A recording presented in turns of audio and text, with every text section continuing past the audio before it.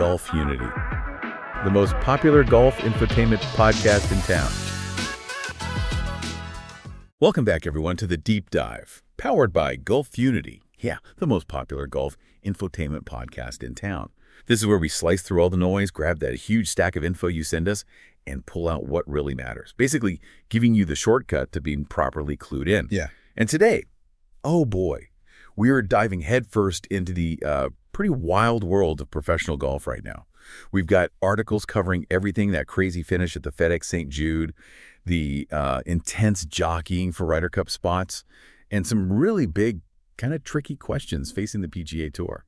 It's fascinating, isn't it, how all these different threads, they're just so deeply connected. It's really not just about who won that trophy. It's more about what these results are telling us, about the players, how they handle the pressure, how the tour itself is changing, and these massive decisions being made, they ripple out everywhere. Exactly. Yeah. That interconnectedness, that's the key thing here, right? It means, like, every single putt, every strategic choice, it just echoes. It affects careers, legacies, even the whole direction of the sport. Yeah. So our mission today, let's unpack all this. Let's pull out the main story, show you why these moments are, well, way more than just numbers on a screen. We're looking at a sport kind of figuring itself out. You've got veteran comebacks, leadership questions, that whole LIV shadow still hanging around. So yeah, let's get into it. Okay, first up, that absolutely wild finish at the 2025 FedEx St. Jude Championship. TPC Southwind. What a finish. Yeah. Seriously dramatic. Oh, it was electric. Absolutely. The main event, the bit everyone was glued to, was Justin Rose pulling off that incredible playoff win against J.J. Spaun. Now, Rose is 45, right? Makes him the oldest tour winner since Mickelson back in 21, and actually the oldest in the postseason since Vijay Singh. But it wasn't just his age. It was how he did it. I mean, his first win since 2023, and he grabs it with this insane late charge. 6 birdies, final 8 regulation holes. Wow. Including 4 straight from 14 through 17. That is just clutch under massive pressure. And boom, this win shoots him right into the FedEx Cup top 5. Gets him back to the Tour Championship, first time since 2019. Talk about a comeback story for a guy some people thought was kind of fading. It's resilience. Totally. And J.J. Spaun, got to give him credit too, the U.S. Open champ, right? Played amazing. Even losing the playoff, he solidified that number 2 spot in the FedEx Cup just behind Scheffler. And maybe just as important, his spot on the U.S. Ryder Cup team. That's locked up. Done deal. Yeah. That must be a huge relief for him. Oh, absolutely massive. But, this brings up another name, doesn't it? Tommy Fleetwood. He led for so much of that tournament, held the 36-hole lead, the 54-hole lead, and then another really painful defeat. He's now got, get this, 43 top 10 finishes on tour in the modern era without a win. 43. That's unbelievable. It's staggering. That bogey on 17 just sealed it, tied him for 3rd. He apparently said something like he's getting close, but man, for someone that good, after that many near misses, you got to wonder. Yeah, is it mental? Is it tactical? What's holding him back right at the end? The articles kind of hint it might be a bit of both. It's just this ongoing frustration for him and, for his fans, too. You really do feel for the guy. That number is just mind-blowing. And speaking of tied for 3rd, Scottie Scheffler, world number 1, finishes T3, which is honestly pretty remarkable when you think he played the whole final round with a fill-in caddy. Right. Brad Payne stepped in. Yeah, because his regular caddy, Ted Scott, had a private family emergency. And here's the really interesting bit. Even with a caddy he barely knows on the bag, Scheffler keeps his top spot in the FedEx Cup. Yep. And he continues. That ridiculous streak hasn't finished outside the top 10 since the Players. Consistency is just unreal. It really shows why he's number 1. Yeah. It's not just the wins, it's that relentless high level week after week. Okay, so shifting gears a little from just the winner. The St. Jude was also the crucial first playoff event, and it operates with these progressive cuts, which are pretty brutal. Started with 70 players, that gets chopped down to 50 for the BMW Championship next week, and then only the top 30 make it to the Tour Championship. Now, here's a really big change for 2025. Adds a whole new layer.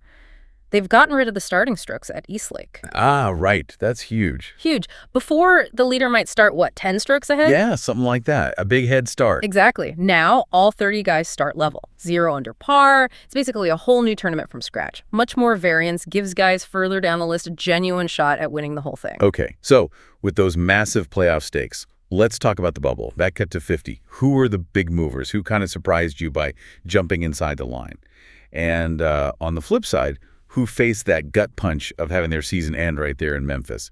That bubble drama is always intense. Yeah, it really is. We saw 5 guys play their way into the top 50, basically saved their season, and maybe set themselves up nicely for next year. Ricky Fowler's a great example. Wow. Started the week at number 64. Outside looking in? Totally. Then surges all the way to number 48. And that's not just about making the BMW. It locks him into all 8 signature events for 2026. Wow, that's massive for him. Those are the big money, limited field events. Exactly. Huge comeback, huge statement for Ricky.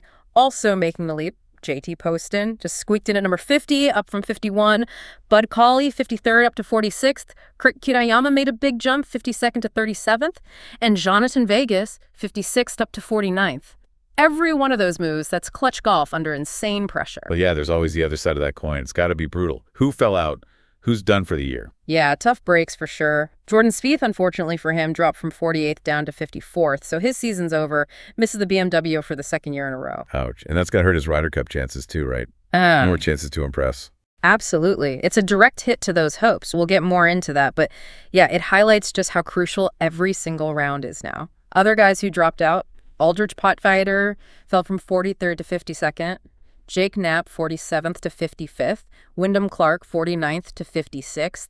And Minwoo Lee, remember he played his final round solo? Yeah, super fast run. Finished in just over 2 hours, but unfortunately didn't play one up, dropped from 50th down to 57th. Season over. Man, that's a huge swing for those players. Just a major bummer to end the season like that. And looking ahead now towards the Tour Championship, that top 30 bubble is still super tight. You mentioned Xander Schauffele earlier. He's currently outside the top 30. Yep, despite a pretty solid season overall. So what's the issue there? Seems like the putter's been inconsistent, kind of his Achilles heel lately, so now he's seriously at risk of missing East Lake unless he puts together a really strong week at the BMW. Wow. The pressure is just immense. No room for error. And that pressure cooker atmosphere, it flows right into the next big topic, the Ryder Cup. These playoff events, they're basically the final audition stage, especially for those captain's picks. And the name everyone keeps talking about is the U.S. captain himself, Keegan Bradley. Right. So Bradley's ranked 14th among Americans right now. Mm-hmm. And there's all this talk, this debate about him being a playing captain, which, hasn't happened since Arnold Palmer way back in 1963. Ancient history in golf terms. Exactly. And he even got a rule change, right? So a vice captain can give advice if he is playing. Yeah, requested it and got it approved. But here's the wild part. Apparently, Team Europe wants him to play. That's what the sources suggest. They seem to think it could, cause confusion, crossed wires, maybe work to their advantage, adds a whole other layer of mind games to it. That is fascinating. So what does this whole situation mean for guys like Jordan Spieth, who you mentioned was desperate for a pick? Well, Spieth's early playoff exit basically slams the door shut on his chances, most likely. He just won't have the opportunity to make a strong final case to Captain Bradley over these next crucial weeks. Sources even quoted him, kind of joking, but maybe not really joking, saying he's been trying to talk Bradley out of being a playing captain, just to open up another spot. Can't blame him for trying. Right. He admitted he was certainly on the outside looking in. And let's be honest, his recent Ryder Cup record, it hasn't been great. 1-4-3 in the last 2. That doesn't exactly scream, pick me. Okay, besides Spieth, who else is really feeling that Ryder Cup heat right now? Whose back is against the wall needing a big performance? Collin Morikawa is definitely a name that comes up. Described as having the most on the line. Reports say he's been kind of spiraling to end his season. Made caddy changes, only got 1 top 10 since the Masters back in April. Not the usual Morikawa form. It's not at all. And he's currently outside the top 6 automatic qualifying spots. So yeah, these playoffs are a massive pivot point for him. He absolutely has to find that form again, show Bradley he's ready for that pressure. On the complete other end of the spectrum, you've got J.J. Spaun. Right, we mentioned him. With that U.S. Open win and the strong finish at St. Jude, his spot is already been assured. He's in. No stress there. Just focus on the FedEx Cup. Okay, let's zoom out a bit. This deep dive really needs to touch on the bigger picture stuff happening within the PGA Tour itself. Rory McIlroy deciding to skip the St. Jude Championship. That really kicked up some dust, didn't it? What's the deal there? Oh, yeah. It caused quite a bit of consternation, as one report put it. The basic issue stems from that new Tour Championship format we talked about, everyone's starting level. It means the top guys, if they're safe in the standings, can potentially skip an event, prioritize rest, without really damaging their FedEx Cup chances long term. They lose the paycheck for the week, sure, but maybe not their shot at the big prize. But that's a big problem for sponsors like FedEx and BMW who pour millions into these playoff events. Peter Malnati, he's a player director on the tour's policy board, he voiced being very concerned. Understandably. Yeah, and he mentioned there's stuff in the works to try and prevent these kinds of skips in the future. So it's not just about Rory taking a week off, it kind of exposes a potential loophole or imbalance in this new system. Right, so it really boils down to this tension, this battle between player autonomy, their right to choose when they play, and the tour's obligations to its sponsors and fans. Right? Players are getting enormous purses, huge bonuses, equity now, smaller fields, no cuts. All the perks. Yeah, a massive slice of the pie. But then the tour struggles to guarantee its product. Yeah. Because the players can still say, hey, this is still a sport. We can play when we want. Exactly. It's a fundamental clash over control, over expectations. And how the tour handles this specific issue, it's going to set a big precedent moving forward. And Eamon Lynch over at Golf Week, he actually proposed a pretty direct solution in one of the articles we saw. He suggested ditching the reliance on FedEx Cup points after the regular season ends. Instead, make playoff advancement purely based on performance that week. Top 50 scores at St. Jude move on, then the top 30 scores from the BMW move on to East Lake. So pure meritocracy each week. Exactly. Under that system, just sitting at home, not an option if you want to advance. It forces everyone to compete head-to-head. It's definitely a provocative idea. And weaving through all of this, Yeah. the ghost of LIV Golf. It just seems to constantly hang over everything, doesn't it? That drama never fully fades. It really doesn't. We saw comments from Hudson Swafford, remember, the former LIV player. He was talking about that really thorny question. Should LIV stars like Jon Rahm or Brooks Koepka be allowed back onto the PGA Tour? The million-dollar question, or maybe billion-dollar question now. Right, and as Swafford kind of laid out the dilemma perfectly, bringing them back would obviously increase your value, make the tour stronger, more eyeballs, better competition. But it just fundamentally clashes with that feeling of betrayal or disloyalty from the players who stuck with the PGA Tour. It's a huge source of tension. Yeah, you can see both sides. Definitely. And meanwhile, LIV just keeps rolling along. Dean Burmester just won LIV Golf Chicago, pocketed a cool $4 million. So you've got these parallel worlds still operating, still competing for attention and talent. It's this complex, ongoing chess game for the future of golf. So wrapping this all up, what does it all mean for you, the golf fan listening right now, and maybe for the sport itself?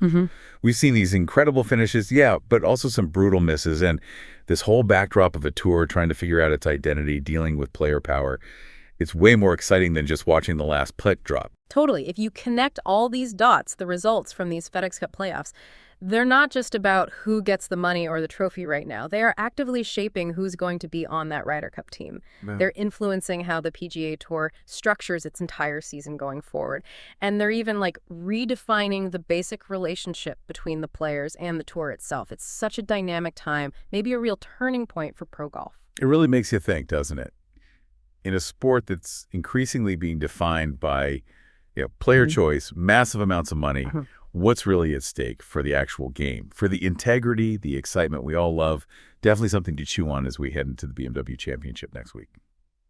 Awesome. Well, thank you for joining us on this deep dive. We really hope you feel more plugged in, more intrigued by this complex and kind of crazy world of pro golf. Make sure you check out GolfUnity Weekly Golf News for all the latest. And hey, don't forget to ring that bell, follow us on social media, all that good stuff. We'll catch you next time. Head over to our social media. Yeah? Tell us what you think. Let's hear it. And give us your predictions for the future of golf. Until next time. Keep it in the fairway. And hit 'em straight.